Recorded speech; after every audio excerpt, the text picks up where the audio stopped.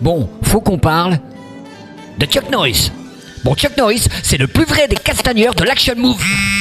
Allô? Ah, salut Chuck. Ouais, c'est Meryl, des synopsis de Meryl. Ouais, ça va? Ouais, je t'ai laissé un message, ouais, bah déjà pour savoir si t'es bien arrivé, ouais, et sinon pour savoir si ça te pose pas de soucis, si je rappelle un peu les meilleurs moments de ta carrière aux quelques spectateurs de la chaîne.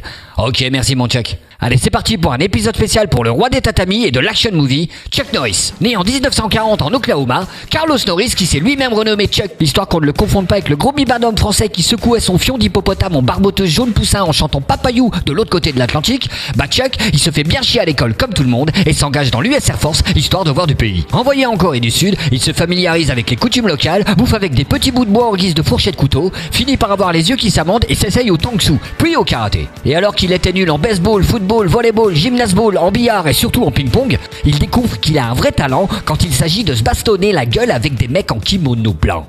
Et c'est donc tout naturellement que de retour au pays, il décide de mettre ses nouveaux talents au service du peuple américain et de devenir policier. Malheureusement, il se fait très vite recaler parce qu'il est bien trop diplômé pour être policier. Qu'un flic, ça doit toujours être un peu plus con que la moyenne pour obéir aux ordres sans pouvoir les réfléchir. Du coup, Chuck continue les arts martiaux, ouvre des écoles de karaté dans le pays où l'on y croise des célébrités comme Steve McQueen. Chuck occupe tous les tamis et devient maître en jiu-jitsu, jiu-jitsu, taekwondo, kung-fu et lambada portugaise. Le gars est tellement bon en tout sauf en tricot qu'on finit par créer un championnat du monde pour tous les trucs en dessous qu'il pratique. Résultat, 5 titres de champion du monde de trucs en dessous pour Chucky. C'est alors qu'Hollywood et le cinéma lui ouvrent les bras, enfin la branche l'attache de gueule patriotique en Technicolor, ce qui lui permet de rencontrer le taulier de l'époque, un certain Bruce Lee, un chinois pas commode qui se bastonne en fuseau jaune-noir, bien décidé à changer la tenue officielle du combattant sous l'influence de sa grand-mère Mamie Lee, parce que le blanc en machine, ça fait chier vu qu'on peut pas faire de mélange. La fureur du dragon lui fout la gueule sous les projecteurs, et dès lors, le cinéma d'action s'intéresse à lui et lui offre quelques rôles dans des films au titre évocateurs comme Le Casseur, Force One, Force 2, œil pour œil, nez pour nez ou encore dent pour dent. Et le gars se payera même le luxe plus tard de refuser de jouer l'entraîneur méchant dans Karate Kid, parce que même s'il y a karaté dans le titre,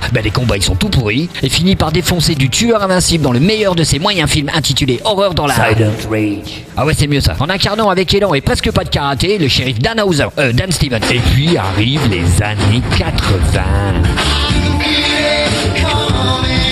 Les années 80, c'est les années où tout est possible. Les mecs portent des jogging fluo, les enfants font du skate sans casque et on tolère encore le non-port de la ceinture au volant. Et Chuck, rencontre Ghost and Globus, un duo de producteurs du cinéma d'action à petit budget mais à gros profit qui lui propose de faire de lui leur nouvelle Ed-Jerry. Et là, c'est le pompon. Non content d'avoir la même vision étriquée du monde, le duo devient précurseur dans un nouveau genre de cinéma mêlant karaté, M16, hélicoptère et pieds dans la gueule, l'action movie, et les films et franchises à succès s'enchaînent à l'international et Chuck prend peu à peu la suite du petit chinois sautilleur parti trop tôt.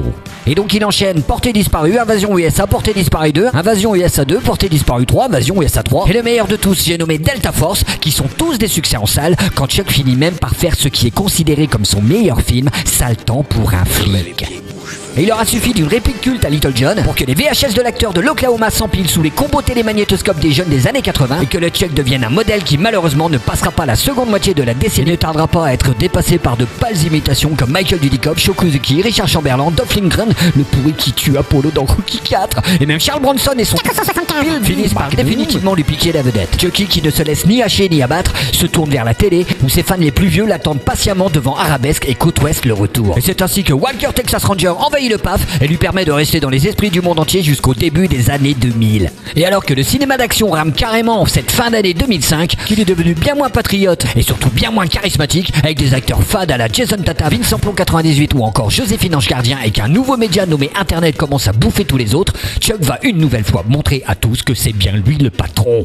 Aidé d'un modem 56K upgradé pour l'ADSL de l'époque, il envoie un avatar de lui reburnisé façon inspecteur gadget sur les réseaux, qui va tranquillement réaliser tout ce que les gens ont toujours rêvé de faire sans jamais y parvenir, comme boire toute l'eau du robinet, avoir une Bible dédicacée de la main de Jésus lui-même, ressusciter un angle mort, compter jusqu'à l'infini 2 fois de suite, retrouver Ornica, battre une montre dans une course contre la montre, plier une chips sans la casser, ou encore sauter d'un avion sans parachute et remonter le chercher. Et c'est ainsi que Chuck finit par avoir la place qu'il mérite depuis toujours, à savoir celle de représentant en chef des castagneux. Parce qu'il faut bien le dire, dans la vraie vie, il les éclate tous.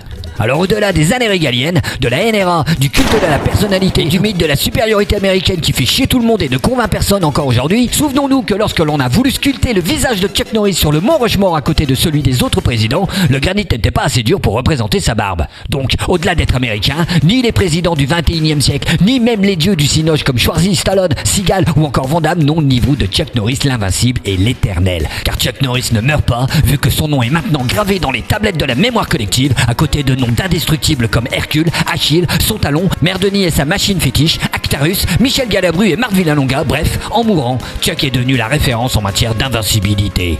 Devenu la référence en matière d'invincibilité en mourant? Mais elle veut rien dire cette phrase. Ouais, ben comme tout le reste de toute façon. Bon, pour conclure que... Allô?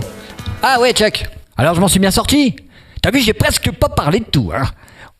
Ouais, mais c'était dit sans méchanceté et avec beaucoup de tendresse. Ouais, non, mais c'était sans méchanceté. J'y avait beaucoup de tendresse. Bon d'accord, j'arrête de t'appeler Chucky sur cette chaîne, pas de soucis mon Chuck. Putain, t'as pas parlé d'Expandable? Ouais, mais c'est un peu de la merde, faut péter des trucs, ça tire de partout, y a plein de gens qui meurent, c'est pareil que les autres films des années 80. Ouais, mais c'était les années 80, là maintenant on a vieilli, franchement, c'est de la merde.